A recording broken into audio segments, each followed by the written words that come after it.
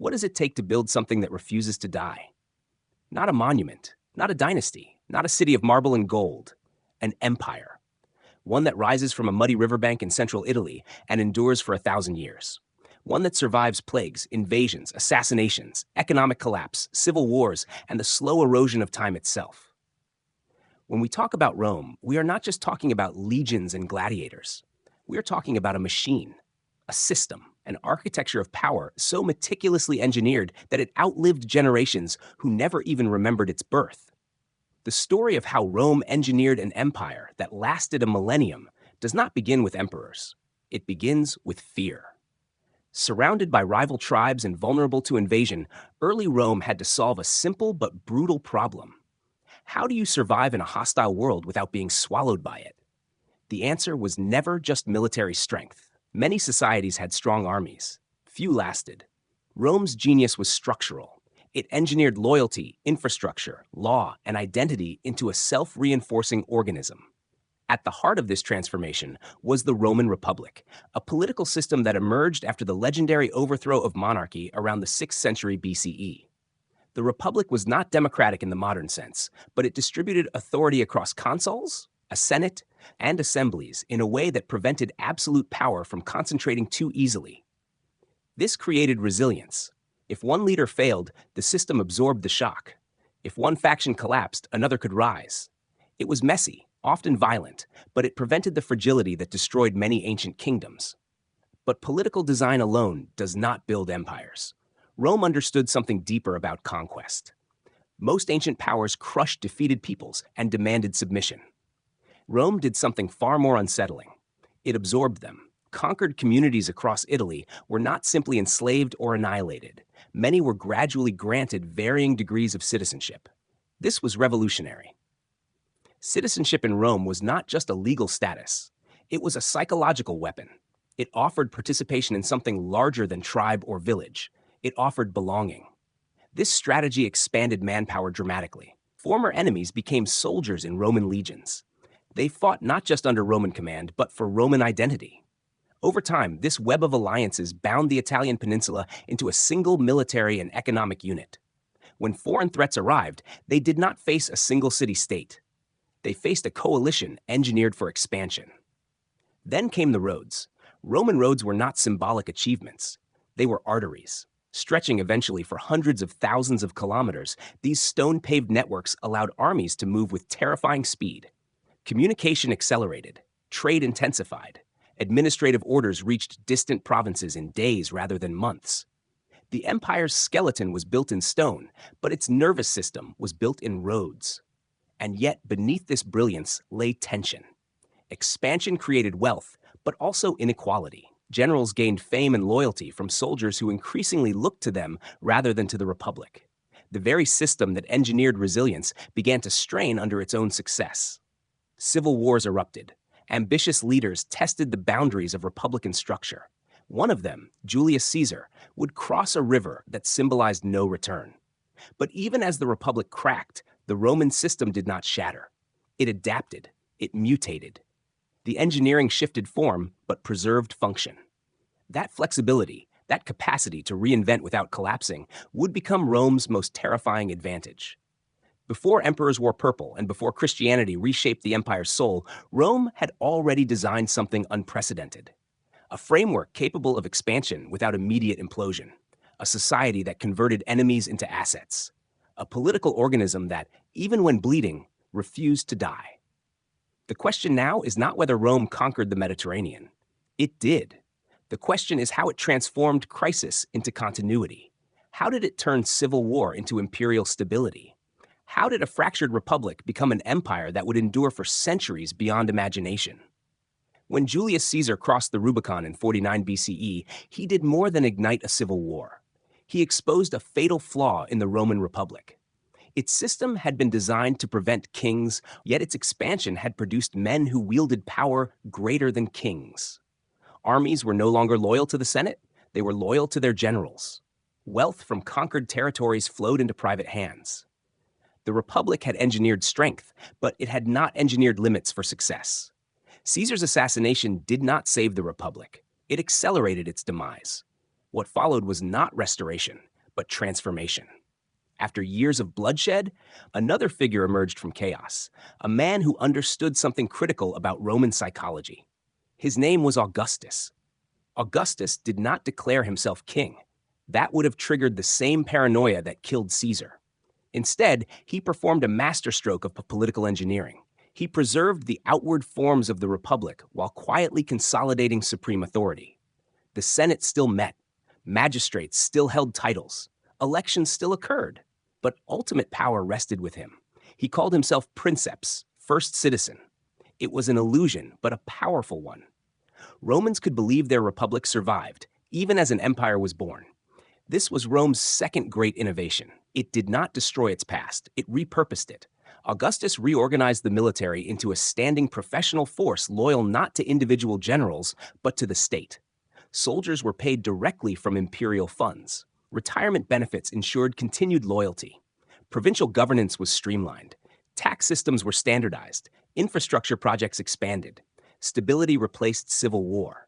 The result was the Pax Romana, 2 centuries of relative peace across vast territories stretching from Britain to North Africa and from Spain to the Near East. Trade flourished. Cities grew. Engineering reached astonishing levels. Aqueducts delivered clean water across miles of terrain. Amphitheaters rose in stone. Urban planning spread Roman order into distant lands. Law became standardized and codified, forming principles that would influence legal systems thousands of years later. But what made this stability durable was not just architecture or military presence. It was administrative flexibility. Rome allowed provinces to retain local customs, religions, and elites, so long as taxes were paid and order maintained. Governors were appointed, but local power structures were often preserved. This reduced resistance.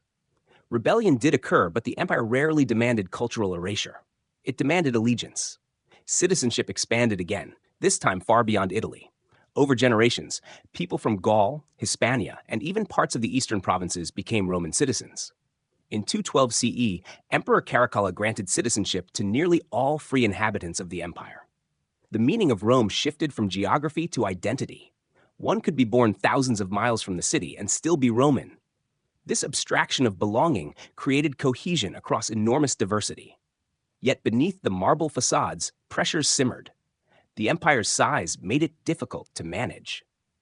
Borders required constant defense against migrating tribes and rival empires like Parthia. Economic strain intensified as military costs grew. Political succession remained unstable. Emperors were often elevated by the army and overthrown by it. Assassinations became common. In the 3rd century, crisis erupted with terrifying speed. Multiple emperors rose and fell within years. Plague devastated populations. Invasions breached frontiers. Inflation spiraled. Many empires would have collapsed permanently under such pressure. Rome did not. Instead, it re-engineered itself again. Emperor Diocletian divided the empire into administrative halves to improve control. Authority was shared among multiple rulers in a system known as the Tetrarchy. Taxation was restructured. The army was reorganized into mobile field units and border defenses. The capital shifted eastward under Constantine, who founded Constantinople, positioning power closer to wealthier and more defensible territories. These reforms were not cosmetic. They altered the empire's structure at its core. The Rome that emerged in the 4th century was not the Rome of Augustus. It was more centralized, more bureaucratic, more militarized. And yet it was still Rome. Even religion transformed. Constantine's endorsement of Christianity did not erase Roman identity. It reshaped it. The empire absorbed the new faith just as it had absorbed conquered peoples. Over time, Christianity became intertwined with imperial authority, providing ideological unity in an increasingly fragmented world. What is most chilling about Rome's survival is this pattern. Crisis did not annihilate it. Crisis triggered adaptation. The system bent without fully breaking. It changed costumes, capitals, and creeds, but preserved continuity of governance and infrastructure. However, adaptation has limits. The western half of the empire would eventually fall in the 5th century. Germanic kingdoms would rise on its ruins. But even then, Rome did not truly vanish, because the eastern half still stood. And in that eastern world, Rome would endure for another 1,000 years under a different name. When people speak of the fall of Rome, they often picture flames consuming marble temples and barbarian warlords carving up a broken world. In 476 CE, the last Western Roman emperor was deposed. The imperial throne in the city of Rome fell silent. To many, that moment marks the end. But Rome did not end. Far to the east, behind colossal walls overlooking the Bosporus, another Rome stood unbroken. Its capital was Constantinople, founded by Constantine in 330 CE on the ancient site of Byzantium. Today we call it the Byzantine Empire. Its inhabitants called it something else. They called it the Roman Empire. They called themselves Romans. This Eastern Empire inherited the full machinery of Roman governance. It preserved Roman law, Roman bureaucracy, Roman military organization, and Roman imperial ideology. Greek gradually replaced Latin as the dominant language, and Christianity infused the state with theological intensity, but the structural DNA remained Roman. This was not a successor state. It was continuity in a new form. The location of Constantinople was strategic brilliance. Protected by water on three sides and fortified by the massive Theodosian walls, the city became nearly impregnable. It controlled trade routes between Europe and Asia. Wealth flowed through its harbors. While the Western Empire struggled under economic decline and relentless invasions, the Eastern Empire maintained urban stability and fiscal strength. Yet survival required more than geography. It required adaptation once again. Emperor Justinian I, ruling in the 6th century, attempted to reclaim the lost Western territories. His general Belisarius reconquered parts of North Africa and Italy. Though these gains were temporary, Justinian's true legacy was legal. He commissioned the Corpus Juris Civilis, a monumental codification of Roman law. This compilation preserved centuries of legal thought and would later shape European legal systems profoundly. Even as territories shifted, the intellectual core of Rome was preserved in text. The empire endured plague in the 6th century, devastating wars with Persia, and then the sudden rise of Islamic caliphates in the 7th century. Vast territories were lost. Egypt, Syria, and North Africa fell. Yet Constantinople held. Administrative reforms reshaped provinces into themes, military districts designed for rapid defense. The army evolved again, relying more on local soldiers granted land in exchange for service. Centuries passed. The empire fluctuated between revival and contraction. Under the Macedonian dynasty in the 9th and 10th centuries, Byzantine power expanded again into the Balkans and parts of the Near East.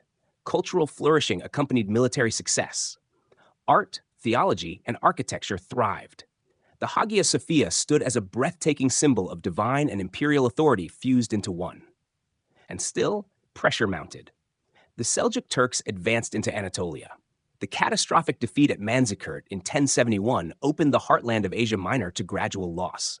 The Crusades complicated alliances and rivalries. In 1204, Western Crusaders themselves captured and sacked Constantinople, fracturing the empire into fragments. It seemed this time Rome truly faced annihilation. Yet even then, it returned. Byzantine successors recaptured the capital in 1261. Reduced in territory but not extinguished in identity, the empire persisted for nearly 2 more centuries. Finally, in 1453, Ottoman forces breached Constantinople's walls. The last emperor, Constantine V, died defending the city. That date is often cited as the final end of Rome. But consider the span. From the legendary founding of Rome in 753 BCE to the fall of Constantinople in 1453 CE stretches over 2,000 years of institutional continuity. Even if we measure from the establishment of the Republic to the Ottoman conquest, the Roman state in its various forms endured for well over a millennium. What other empire can claim such longevity? Rome's endurance was not the product of invincibility. It suffered catastrophic defeats, political corruption, economic instability, and religious conflict. Its secret was not perfection. It was adaptability anchored to structure. When territories were lost, administration survived. When languages shifted, law endured. When religion transformed, imperial authority fused with it. Rome was less a static empire and more a living organism capable of regeneration. Even after 1453, echoes persisted. The Holy Roman Empire in Central Europe claimed Roman legitimacy. Russian rulers adopted the idea of Moscow as the Third Rome. Legal systems across Europe drew from Roman foundations. Architectural forms, political concepts, and military organization carried Roman fingerprints. Rome engineered more than roads and aqueducts. It engineered durability of idea. And ideas do not burn as easily as cities. But how exactly did Rome construct this internal cohesion? How did its law, economy, and culture weave together to create an identity so resilient that it survived conquest, transformation, and religious revolution? To understand that, we must look inside the Roman mind. Empires do not survive 1,000 years on stone alone. Walls crumble, armies falter, borders shift like shadows at dusk. What truly sustains an empire is something less visible and far more enduring. In Rome's case, it was law, narrative, and psychological control woven so tightly into daily life that the empire became less a regime and more a reality. At the center of Roman cohesion stood Roman law. Unlike many ancient systems built purely on royal decree, Roman law evolved through debate, precedent, and interpretation. Legal principles such as contracts, property rights, and citizenship were formalized and recorded. Over centuries, this body of law became increasingly sophisticated. It offered predictability. It gave merchants confidence to trade across vast distances. It allowed disputes to be settled without constant violence. Even emperors were, at least in theory, bound by legal tradition. This created trust in structure. A farmer in Gaul and a merchant in Alexandria operated under a framework that felt stable. That stability encouraged economic integration. Grain from Egypt fed Rome. Silver from Spain financed armies. Olive oil from North Africa flowed into distant provinces. A vast network of trade routes connected sea and land. Roman coins standardized value across continents. The economy was not centrally planned in a modern sense, but it was interconnected through shared currency and infrastructure. Yet perhaps Rome's most subtle engineering was cultural. Roman identity was carefully curated. Literature, public monuments, and ceremonies reinforced a narrative of destiny. The poet Virgil wrote of Rome's divine origins and its mission to bring order to the world. Emperors sponsored games and spectacles not merely for entertainment, but for unity. The Colosseum was not just an arena. It was theater of power, where the state displayed control over life and death before tens of thousands. Religion also functioned as cohesion. In the early empire, Rome absorbed gods from conquered lands, blending them into its pantheon. This religious inclusiveness reduced friction. Later, when Christianity rose to dominance under Constantine and his successors, the empire did not dissolve into ideological chaos. Instead, it institutionalized the new faith. Councils defined doctrine. Bishops became part of administrative networks. Spiritual authority and imperial power reinforced each other. Education contributed quietly but profoundly. Elite Roman boys studied rhetoric, law, and philosophy. They learned how to govern and persuade. This created a class capable of administering provinces with shared values. Greek philosophy merged with Roman pragmatism, forming an intellectual tradition that balanced abstraction with utility. Even architecture carried ideological weight. Cities across the empire were designed with forums, baths, temples, and amphitheaters. These spaces mirrored Rome itself. A traveler could move from Hispania to Asia Minor and still recognize the layout of Roman civic life. It created familiarity in foreign lands. The empire replicated its own image repeatedly, stamping identity onto geography. But beneath all this was discipline. The Roman military was not merely a fighting force. It was an institution of social mobility and identity formation. Soldiers trained rigorously. They built roads and fortifications. They settled in frontier regions after retirement, spreading Roman culture into distant territories. Military camps often evolved into permanent towns. The army was a vehicle of Romanization. And yet, Rome was not a utopia of order. Corruption existed. Slavery underpinned much of the economy. Political intrigue thrived in imperial courts. Heavy taxation burdened provinces at times. Rebellions flared. But the system endured because it balanced coercion with incentive. Loyalty brought reward. Resistance brought overwhelming response. Perhaps the most haunting aspect of Rome's design was its normalization of permanence. Generations were born into a world where Rome had always existed. Its laws governed them. Its roads carried them. Its coins passed through their hands. Over time, the idea of Rome became indistinguishable from civilization itself. To live within its borders was to live in order. Beyond its borders lay uncertainty. This psychological dominance extended even to enemies. Many so-called barbarians sought not to destroy Rome, but to join it. Germanic leaders adopted Roman titles. They minted coins bearing imperial imagery. They wore Roman dress. Rome was aspirational.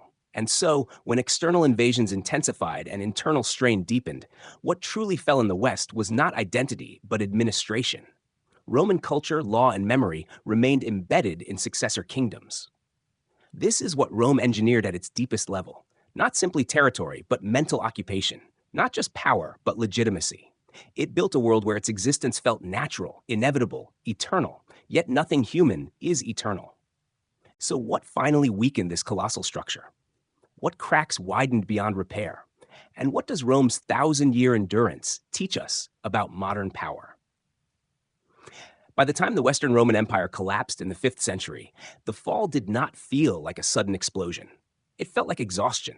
For generations, pressure had been building along the frontiers. Waves of migration pushed Germanic tribes toward Roman borders. Climate shifts and instability beyond the empire created chain reactions of movement. Rome had long managed border peoples through diplomacy, recruitment, and controlled settlement. But by the 4th and 5th centuries, the scale intensified. The Gothic War, the sack of Rome in 410, and the crossing of the Rhine in 406 were not isolated incidents. They were symptoms of structural strain. Internally, economic imbalance deepened. Heavy taxation to support the military burdened agricultural producers. Urban centers in the West declined as trade routes shifted and insecurity grew. Political instability accelerated. Emperors rose and fell rapidly, often installed by competing military factions. Authority fragmented. In some regions, local strongmen held more practical power than distant imperial officials. Yet even in this unraveling, the Roman system showed its strange resilience. Many Germanic leaders did not seek to erase Rome. They sought to inherit it. When Odoacer deposed the last Western emperor in 476, he did not declare himself king of a new civilization. He ruled in the name of the Eastern Roman emperor. The symbolism mattered. Roman legitimacy still carried weight. In the East, Constantinople continued as a powerful imperial center for nearly 1,000 more years. While the West fragmented into medieval kingdoms, the Eastern Empire refined administration, defended its borders, and preserved classical knowledge. The walls of Constantinople stood as a literal and symbolic barrier against collapse. Even when territory shrank dramatically in later centuries, the imperial title endured.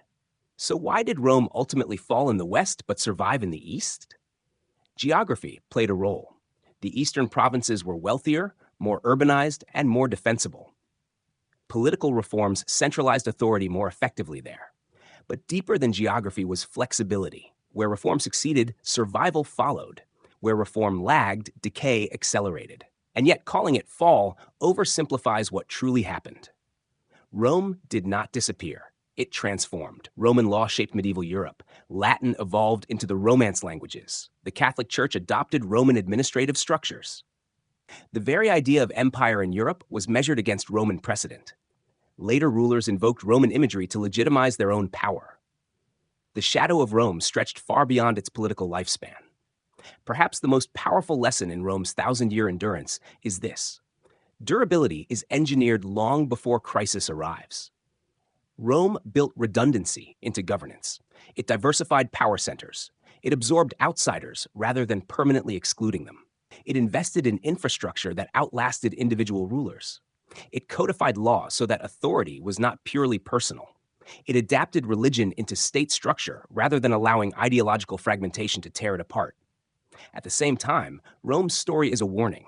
Expansion without sustainable economic balance creates fragility.